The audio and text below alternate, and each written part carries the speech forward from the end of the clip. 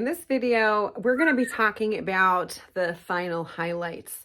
I'm about to put the final shadow and highlight in, and this part is really, we've done the harmonizing glazes. You can check out my video on that. And now I'm kind of doing some of the last little details.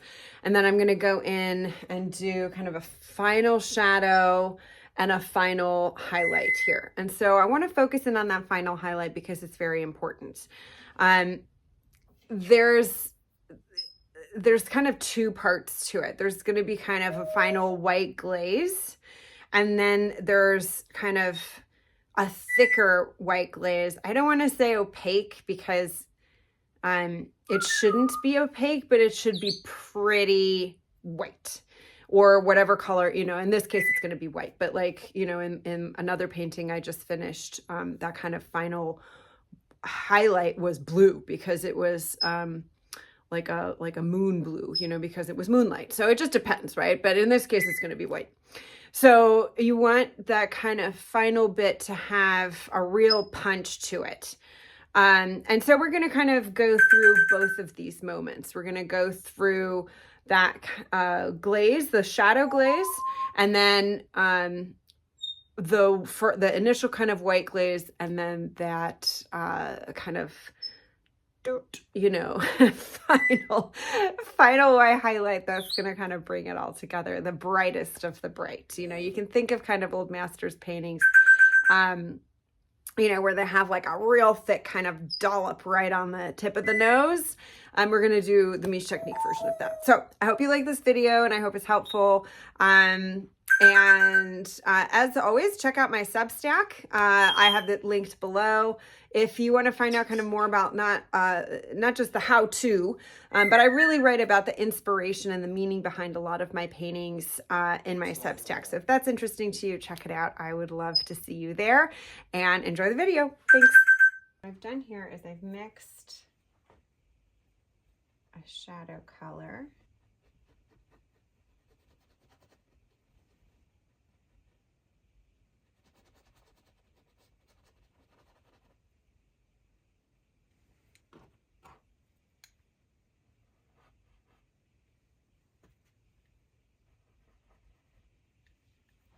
Okay, what I've done is mixed a shadow color that I kind of want to put in as my final shadow.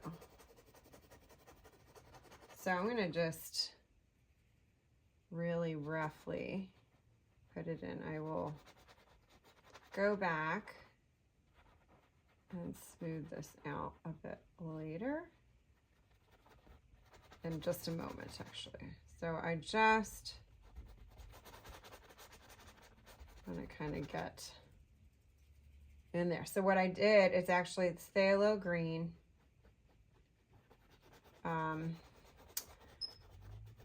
purple, and Payne's gray. So I need So I'm going to use this fuzzy brush to get these edges.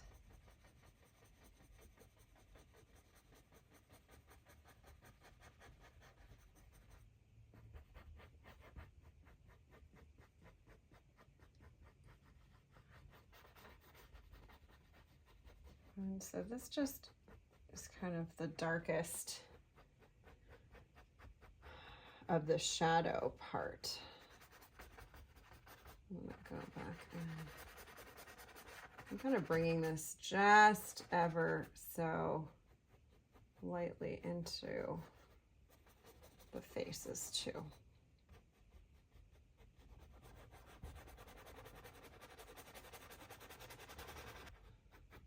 So since I don't want a super stark shadow here,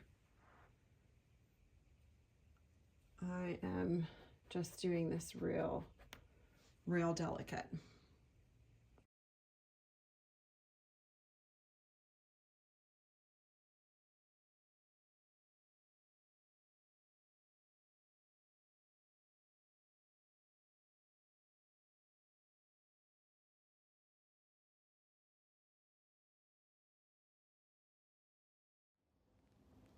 And since this video is called the final white highlight, I figured I would actually get to that. So here I am, just adding in some of the sparkles, some of the highlights in the hair, a bit on the face. So as you kind of see this in the time lapse, it's not too much, right? Like it's making a difference, but it's not making such a difference that, you know, it's drastically changing the image. It's just bringing some of that stuff ever so slightly into the forefront. So, you know, what I would do is get some white, put it on there. Again, it's a little thicker than your regular glaze would be, but it's not an opaque white. So I put it on there, and then with a fuzzy brush, just like I did with the shadow, I blend it in. So it ends up just being a really beautiful glow rather than, you know, like real thick white. It's just adding so when we're a doing highlight to armor what's here, already I there. did it in the sped up version on one side, but I thought it would actually be useful to kind of do it live on the other side. There's a bazillion ways to do armor and clothing and all sorts of other things, but I'm trying to get a very, like, you can kind of see what's going on here, right? It's a little textured. The highlights are there, but it still has like just a touch of texture. So how do we do that? So I'm going to go in. The highlight is coming kind of like this. And so this is the, you know, top of her chest. So it's going to have quite a, you know, like the top, right, is getting most of the light. So I'm going to go through, and with, you know, I'm not doing a straight line. I'm actually doing, you know, some textural motions with my brush. And you can see what that's doing. And because this is at an angle, we're kind of doing it a little bit differently than the other side.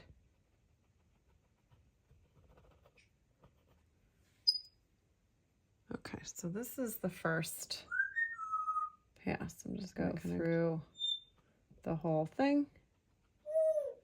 It's pretty fast. See, like you don't have to, I mean, all the highlights, everything's already there on some level. Okay, so I'm going to take my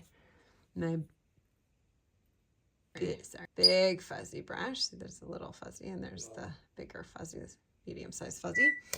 And I'm just going to go and very gently dab over what I did. But I'm still doing, you know, I'm not just smooth brushing. I'm still dabbing with my paintbrush. So I'm trying to preserve, if not add, some of that texture.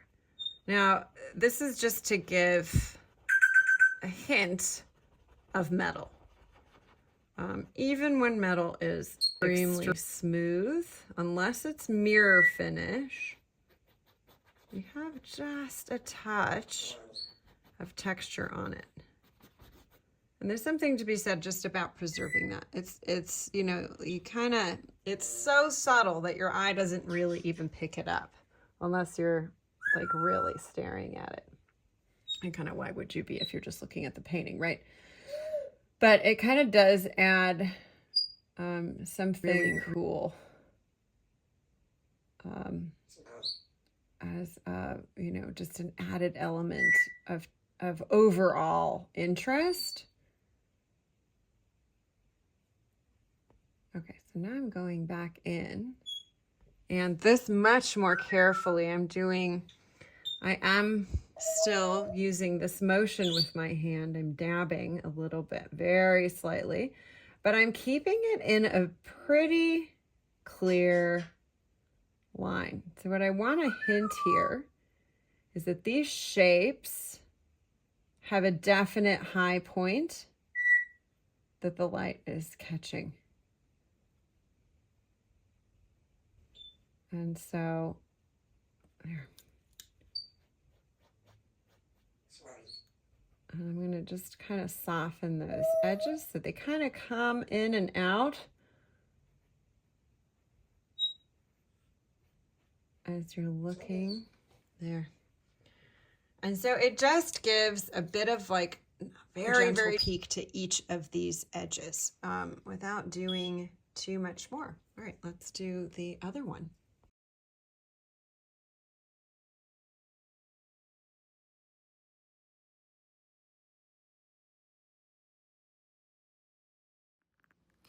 And just like on the previous armor, I'm doing exactly the same thing. So I'm going in, doing that kind of textural dabbing in the first place, smoothing it out with a fuzzy brush, and then going back in and kind of re-emphasizing a little bit of that texture in a much more kind of refined way. Even on kind of the flat parts, I'm doing exactly the same thing. And so I just wanted to also do a quick little close-up of how I have been doing the stars. Yes, every single one of those dots is hand-painted multiple times because, I don't know, I'm insane. So, and then I just do a little light cross there that happens. And as kind of the last thing I do, besides signing the painting, is you want to pick a spot on whatever you're painting, the figures that have the most highlight.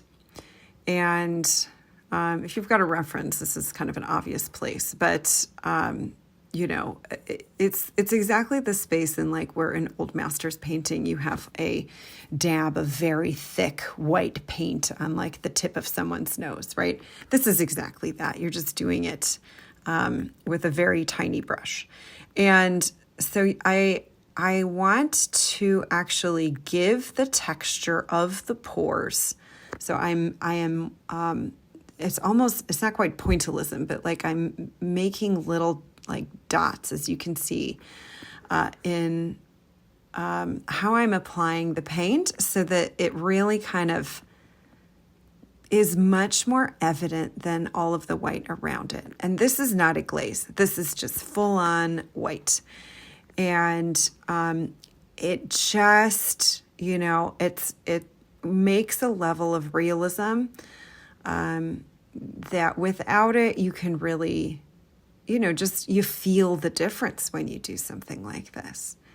And here she is, the painting, and here they are, the couple. And here it's finished.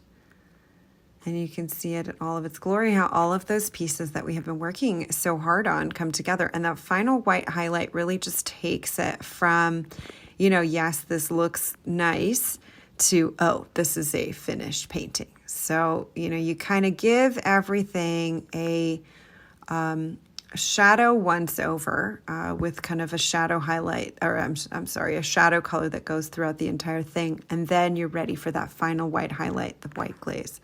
Like, subscribe, and share as always. Thank you.